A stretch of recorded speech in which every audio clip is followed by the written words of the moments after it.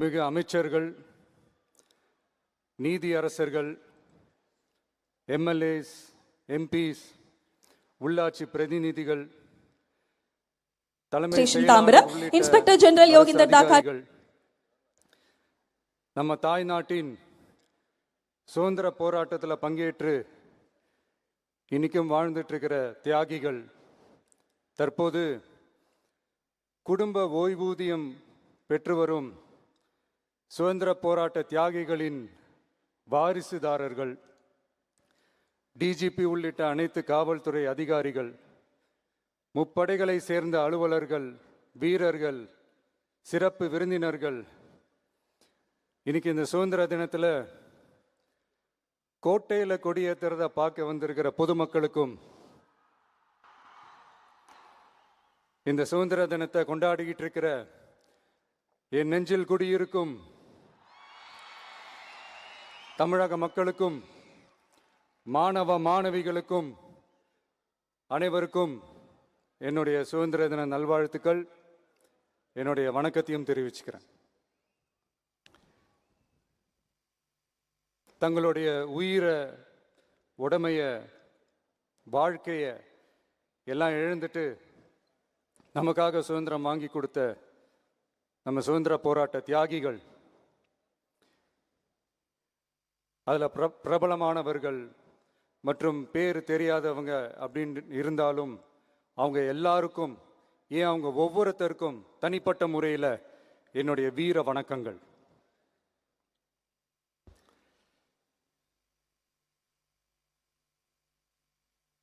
நம்மளை ஒரு அடிமை மாதிரி வச்சிருக்காங்க அப்படின்னு தெரிஞ்சிட்டாலே மக்கள் மத்தியில் ஆட்டோமேட்டிக்காக ஒரு ஒற்றுமை ஒன்று வர ஆரம்பிக்கும். எல்லாரும் ஒரே மாதிரி யோசிச்சு ஒன்று சேர ஆரம்பிப்பாங்க. அப்படி ஒன்று சேர்ற இடத்துல தான் சாதி உடையும், மதம் உடையும், மொழி, இனம் இந்த மாதிரி எல்லாமே உடஞ்சி நொறுங்கும். அப்படி உடஞ்சி நொறுங்குற இடத்துல தான் கிடைக்கிறது தான் உண்மையான சுதந்திரம். அதுதான் நம்ம மகாத்மா காந்திஜி அவர்கள் அவங்களுடைய தலைமையில் 1947 இதே இந்த ஆகஸ்ட் 15 நமக்கு அந்த சுதந்திரம் கிடைச்சிது. இன்னைக்கு நம்ம எல்லாரும் அந்த சுதந்திரத்தை கெட்டியாக பிடிச்சிக்கிட்டு படிப்படியாக டெவலப் ஆகி வந்துக்கிட்டே இருக்கிறோம். அந்த டெவலப்மெண்ட்ஸை அடுத்தடுத்த கட்டத்துக்கு கொண்டு போக வேண்டியது நம்ம எல்லாருடைய ஒரு கடமையும் கூட. இந்த நேரத்தில் நம்ம தமிழ்நாட்டை லஞ்சத்திலேருந்து, ஊழல்லேருந்து காப்பாற்றுறதும் ஒரு மிகப்பெரிய ஒரு விடுதலைக்கு சமமான ஒரு விஷயந்தான். அதை நோக்கி தான் நம்ம அரசும் செயல்பட்டுக்கிட்டு வந்துக்கிட்டு இருக்கு.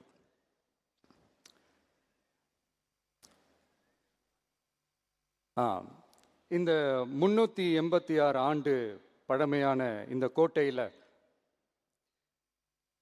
இங்கே மேலே ஏறி வந்து இந்த 80வது சுதந்திர தின நாளில் நம்ம நாட்டோட தேசிய கொடியை ஏற்றி வச்சு இன்னைக்கு இந்த விழாவில் என்னை பேசவும் வச்சிருக்கிறீங்க. அதுக்காக உலகம் முழுவதும் இருக்கிற என்னுடைய தமிழ் சொந்தங்களுக்கும், தமிழ்நாட்டு மக்களுக்கும், ஜென்சி இளம் சிங்கப்படை தோழர்களுக்கும் என்னுடைய மனமார்ந்த நன்றியை தெரிவிச்சுக்கிறேன்.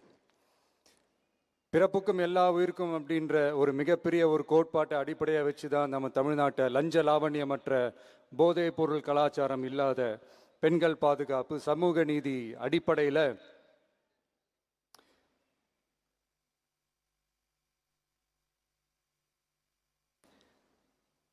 ஒரு வெளிப்படையான, ஒரு உண்மையான, ஒரு நேர்மையான ஒரு நிர்வாகமாக இதை நாம் செயல்பட்டுக்கிட்டு வந்துக்கிட்டு இருக்கிறோம். பொது வாழ்வில் சமரசம் இருக்கவே கூடாது.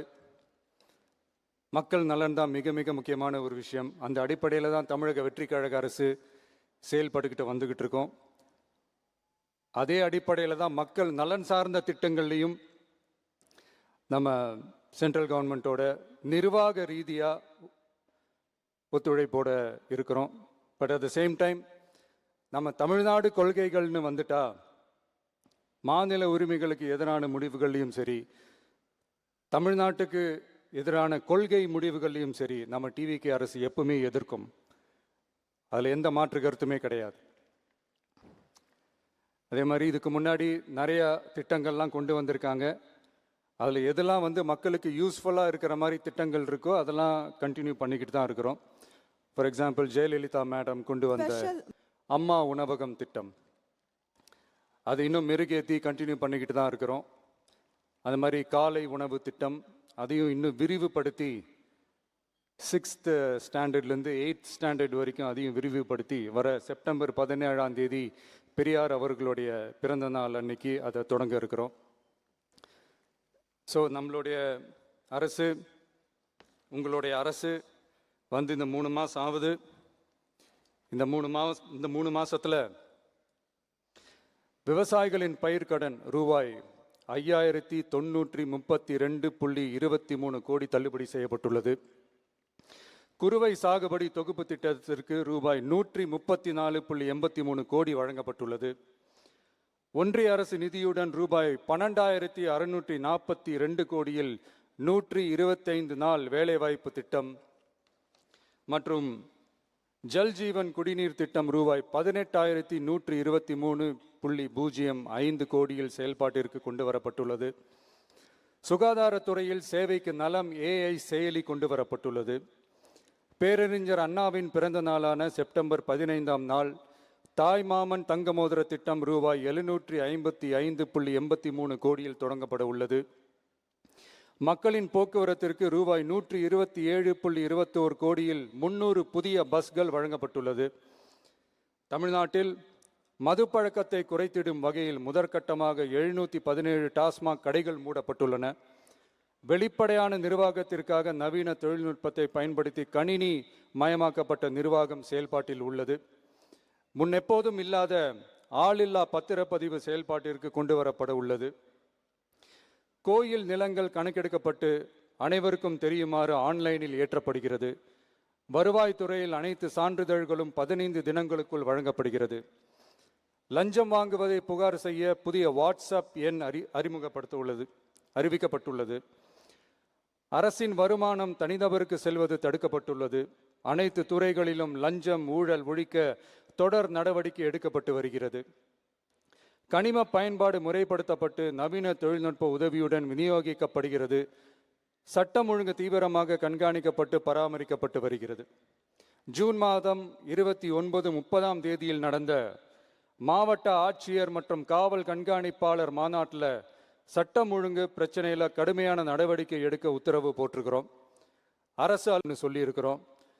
மக்களை அலைய விடக்கூடாது, கோரிக்கைகளை நல்லபடியாக ஆராய்ஞ்சு சரியான வழியில் தீர்வை தர சொல்லியிருக்கிறோம். சுதந்திர போராட்ட தியாகிகள் தங்கள் உயிரை தியாகம் செஞ்சு கிடைச்ச சுதந்திரம் மிக சிலருக்கான சுதந்திரமாக மட்டும் இல்லாமல் ஒவ்வொரு இந்திய குடிமகனுக்கும் சுய மரியாதை, சம உரிமை, சம வாய்ப்பு மற்றும் கண்ணியமான வாழ்க்கையை வழங்கும் உண்மையான மக்கள் சுதந்திரமாக இருக்கணுங்கிறதே எல்லாரோட மிகப்பெரிய எதிர்பார்ப்பாக இருக்குது. அதை நிறைவேற்றுற பொறுப்பும் நம்மளோடது தான்.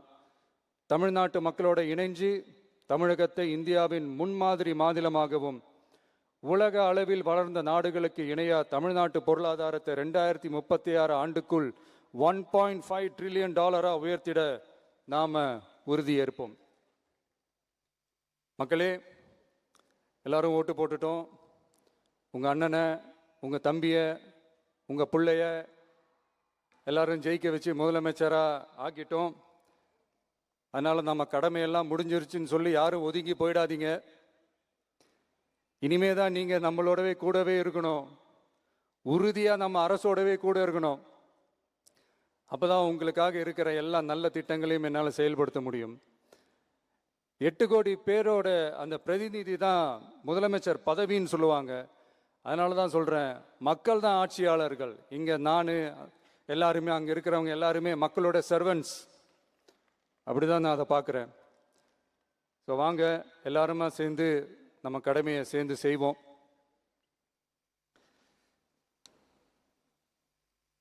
நம்ம அரசுக்கு எதிரான சக்திகளையும் சரி சதிகளையும் சரி முறியடிப்போம். நீங்க எல்லாரும் நம்மளோட இருக்கும்போது எனக்கு வேற என்னங்க கவலை? நல்லதை மட்டுமே நோக்கி நகருவோம். அப்படி நல்லதை மட்டுமே நோக்கி நகரும் உங்க அரசு உங்களுடைய எதிர்பார்ப்புகளையும் உங்களுடைய கருத்துக்களையும் மனசுல வச்சுக்கிட்டு தான் நல்ல சிறிய புதிய அறிவிப்புகளை அறிவிக்க இருக்கிறோம். அதில் ஒரு சிலதை மட்டும் இங்கே நான் படிக்கிறேன். ஒன்று, தாய்நாட்டிற்காக தன்னலமற்ற தியாகம் செய்து நமது நாட்டின் பாதுகாப்பிற்காக அரும்பாடுபட்ட முன்னாள் படை வீரர்களின் நலன் கருதி அவர்களது 2 மகள்களுக்கும் வழங்கப்படும் திருமண நிதி உதவி 25,000 ரூபாயிலிருந்து 50,000 ரூபாயாக உயர்த்தி வழங்கப்படும்.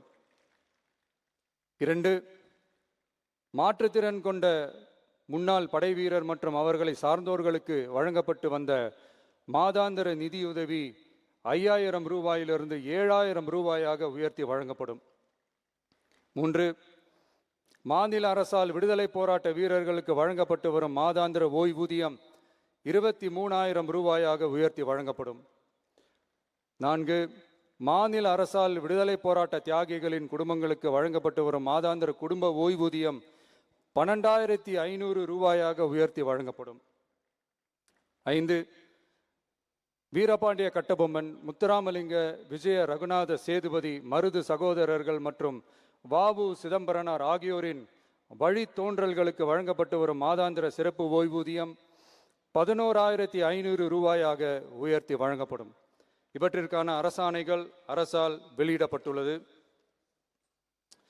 I once again extend my respectful greetings and salute the people of Tamil Nadu who has broken the caste and religious considerations, rejecting money and muscle power, and gave us an overwhelming support to establish people-centric and social justice government. We are on a mission mode to achieve corruption-free government. We want our people to develop zero tolerance towards corruption. And we appeal to the officials and the people of Tamil Nadu to make our state corruption-free. இன்னைக்கு இந்த விழாவில் பரிசு வாங்க போகிற, பாராட்டுகளை வாங்க போகிற, விருதுகளை வாங்க போகிற அனைவருக்கும் என்னுடைய வாழ்த்துக்களை தெரிவிச்சுக்கிறேன். இந்த விழாவை ரொம்ப அழகாக ஏற்பாடு செஞ்ச பொதுத்துறை செயலாளர் அவர்களோடு சேர்ந்து அலுவலர்களுக்கும், காலையிலேயே இந்த ப்ராக்டிஸ் பண்ணி சிறப்பான பரேட் நடத்திய காவல்துறை நண்பர்களுக்கும், இந்த விழாவை ரொம்ப பாதுகாப்பாக நடத்திய காவல்துறை அதிகாரிகளுக்கும், ஊடகத்துறை நண்பர்களுக்கும், சமூக ஊடகத்துறை நண்பர்களுக்கும் என்னுடைய மனமார்ந்த நன்றியை தெரிவிச்சுக்கிறேன். கான்ஃபிடென்ட்டாக இருங்க, நல்லதே நடக்கும், வெற்றி நிச்சயம். மீண்டும் சந்திக்கும் வரை நன்றி, வணக்கம். சுதந்திர தின விழா பேருரை வழங்கிய